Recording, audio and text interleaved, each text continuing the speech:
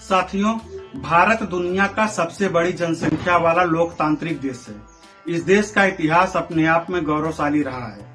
जब हम भारत के इतिहास में जाते हैं तो इतिहास में हमें पता चलता है कि भारत में बड़े बड़े वीर पैदा हुए और उन वीरों ने बड़ी बड़ी लड़ाइयां लड़ी और दुश्मनों को बिना पीठ दिखाए उनके दांत खट्टे कर दिए। कुछ तो ऐसे योद्धा हुए जिनको हम किताबों में तो पढ़ते आए हैं, लेकिन बहुत सारे ऐसे योद्धा भी हैं जिनके बारे में हमें किताबों में नहीं मिलता। लेकिन एक बात तो सत्य है कि भारत वीरों की भूमि है। भारत में ऐसे ऐसे वीर हुए जिन्होंने दुनिया में अपना शौर्य पताका फहराया है।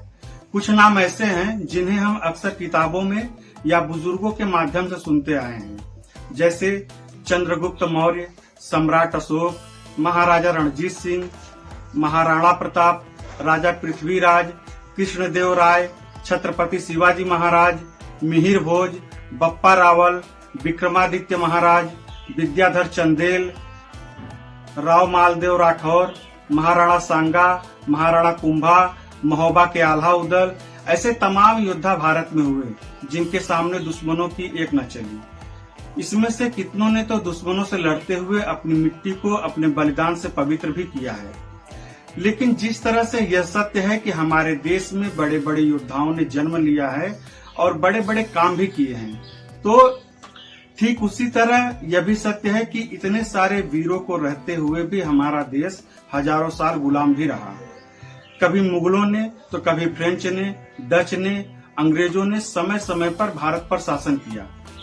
अब यहाँ हमें यह समझना जरूरी है कि जब हमारे पास हमारे देश में इतने लड़ाके थे, इतने विकट योद्धा थे, तो हमारा देश गुलाम क्यों बना। सबसे महत्वपूर्ण विषय यही है।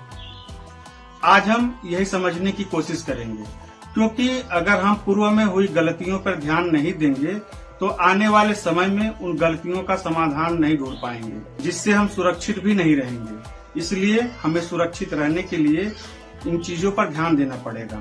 इतने सारे योद्धाओं के रहते हुए अगर कोई देश गुलाम होता है तो जरूर इसके पीछे कोई ना कोई कारण रहा होगा।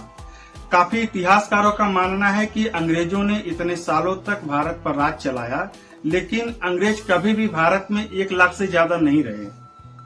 करोड़ों की आबादी पर शासन करने वाले अंग्रेज अगर 1 लाख नहीं रहे तो इसके पीछे कुछ न कुछ बड़ा कारण जरूर होगा, क्योंकि इतनी बड़ी जनता पर शासन करना कोई मामूली बात नहीं है। यह हमें समझना पड़ेगा कि इतनी बड़ी जनसंख्या पर राज करने के लिए जहां तक मैं समझता हूं, या तो ताकतवर होना चाहिए या फिर जनता को काबू करने की टेक्निक आनी चाहिए, या यूं कहे कि जनता को काबू करने या भ्रम पैदा करने की काबिलियत होनी चाहिए। जहां तक ताकत की बात है तो भारत का इतिहास बलशाली राजाओं, सैनिकों और आम लोगों से भरा पड़ा है। यहाँ के लोग बलशाली थे क्योंकि इतिहास में हमें कुछ न कुछ मिल जाता है, जिससे पता चलता है कि भारत के पूर्वज ताकतवर थे। तो ताकत से तो कोई भारत को गुलाम नहीं बना सकता था, तो जरूर दूसरा तरीका अपनाया गया होगा। भारत के जनता के बीच भ्रम पैदा किया गया होगा, भारत के राजाओं को भ्रमित किया गया होगा, लालच दिया गया होगा, राजाओं को एक दूसरे का शत्रु बनाया गया होगा और राजाओं के शत्रुता का फायदा उठाकर और उनकी कमजोरी का फायदा उठाकर बड़े से बड़े राजाओं को मिटाया गया होगा। इससे ऐसा लगता है कि राजाओं के आपसी रंजिश के कारण विदेशी भारत के राजाओं पर हावी हुए, जिससे भारत की दशा और दिशा दोनों ही बदल गई। और इन सब में सबसे महत्वपूर्ण है एक दूसरे के प्रति फूट डालने की राजनीति, जिसका शिकार हमारे देश के राजा हुए। यह षड्यंत्र सिर्फ राजाओं के बीच नहीं हुई, बल्कि प्रजा के बीच भी फूट का बीज बोया गया। जैसे जात पात का, ऊंच नीच का, धर्म संप्रदाय का, ये ऐसे षड्यंत्र थे जिससे राजा और प्रजा कोई नहीं बच पाया, जिसकी वजह से न राजा राजा रह पाया और न प्रजा ही प्रजा रह पाई। राजा बन गया दुश्मनों का कठपुतली और प्रजा हो गई उनकी गुलाम।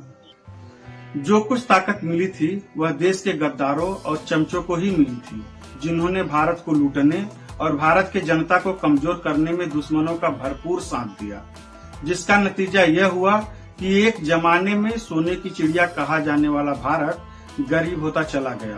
और भारत की जनता बदहाली की हालत में चले गए। इसके बाद कई क्रांतियां हुई, कई लोगों ने अपनी शहादत दी।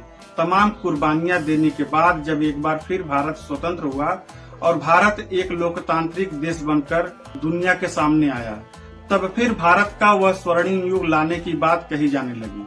लेकिन उस समय भारत के पास था तो सिर्फ वही पूर्वजों द्वारा अर्जित किया गया हमारा लोकतंत्र, और पिछले 72 सालों से हमारा देश इसी लोकतंत्र के सहारे नई नई ऊंचाइयों को छूता गया। भारत के हालात सुधरने लगे। ऐसा नहीं है कि लोकतंत्र पर इस बीच हमला नहीं हुआ, इस पर भी हमला हुआ। कभी इमरजेंसी लगाई गई तो कई बार ऐसे कानून लाए गए जिससे लोकतंत्र पर खतरा मंडराने लगा। लेकिन जैसा कि हमने कहा कि भारत वीरों का देश है। यहाँ की मिट्टी ही ऐसी है कि इस मिट्टी में कोई ना कोई ऐसे लोग पैदा हो ही जाते हैं जो देश और समाज को बदलने की ताकत रखते हैं, और ऐसे लोग समय समय पर देश के लोकतंत्र पर खतरे से लड़ते रहे हैं और लोकतंत्र को बचाते रहे हैं। यह लोकतंत्र ही है जिसकी वजह से हम आप अपने विचार देश की जनता के सामने रख पा रहे हैं। अब हमें जरूरत है इस लोकतंत्र को समझने और इसे बचाने की, जिससे देश और देश की जनता सुरक्षित रहेगी। क्योंकि जब आप नजर दौड़ाएंगे तो आपको समझ में आएगा कि आजकल के जनप्रतिनिधि या नेता जो लोगों द्वारा चुने जाते हैं और जनता का प्रतिनिधि बनकर संसद में जाते हैं, वह कुछ न कुछ ऐसा काम जरूर कर देते हैं जिसका खामियाजा जनता को भोगना पड़ता है। तो हमें ध्यान देना होगा अपने प्रतिनिधि पर और प्रतिनिधि चुनने की प्रतिक्रिया पर। इसके लिए हमें देश को सर्वोपरि मानकर चलना पड़ेगा, नहीं तो षड्यंत्रकारी तब भी थे, आज भी हैं और आगे भी रहेंगे। ये षड्यंत्रकारी थोड़े ही हैं, लेकिन इनका षड्यंत्र बहुत गहरा होता है। ये लोग एक दूसरे के बीच फूट डालकर राज करने की कोशिश करते हैं और इनको थोड़ी बहुत सफलता भी मिलती है।